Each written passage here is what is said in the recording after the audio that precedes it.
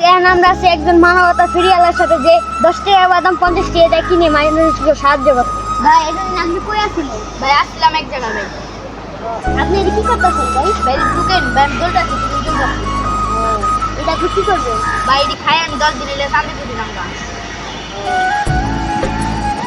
আপনি বলে ভাই অনেক মাইসে বলে ভাই সাহায্য করছেন 10 টাকা বাদাম 50 টাকা দিয়ে কিনে। ও ভাই আমি 10 টাকার বাদাম হ্যাগো 50 টাকা দিয়ে দিছি আর হ্যাগো বাদাম হ্যাগো আমি খাওয়াইছি। আপনি তো 10 দিন ধরে দেখতেছেন আপনি খবর কি?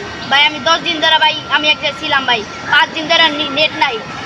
এই সিলেটের বন্যায় আমার মোবাইল বাসের লেগে গেছে ভাই, এর লিগে আমি 2 দিন ধরে ভাই 10 দিন লেগে জানতে চাইছিলাম না। ও ভাই তাহলে আপনি কত মানুষকে সাহায্য করছেন তাও? ভাই আমি 1,000 থেকে 2-3 লাখ মানুষ, 1 লাখ 2 লাখ 3 লাখ মানুষকে আমি সাহায্য করছি। ফেরিয়ালা কাণ্ড হ্যাঁ এত কষ্ট করে জীবনটা কাটাইতেছে হ্যাঁ মোবাইল বলে বন্যায় বলে ভাসে গেছে গা।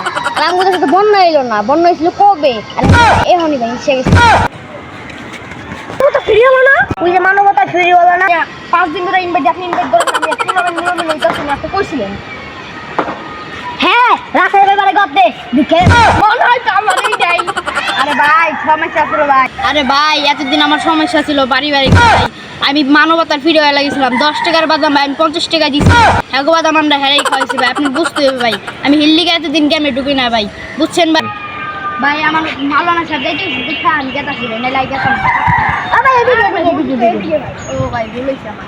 হ্যাঁ মনে হয় মামলা সব 5 দিন দিকে ডাকছে এদিকে যেতে বাবা আমার লাইভ মিট করে দাও না বন্ধু, আমার লাইভ করে দেব।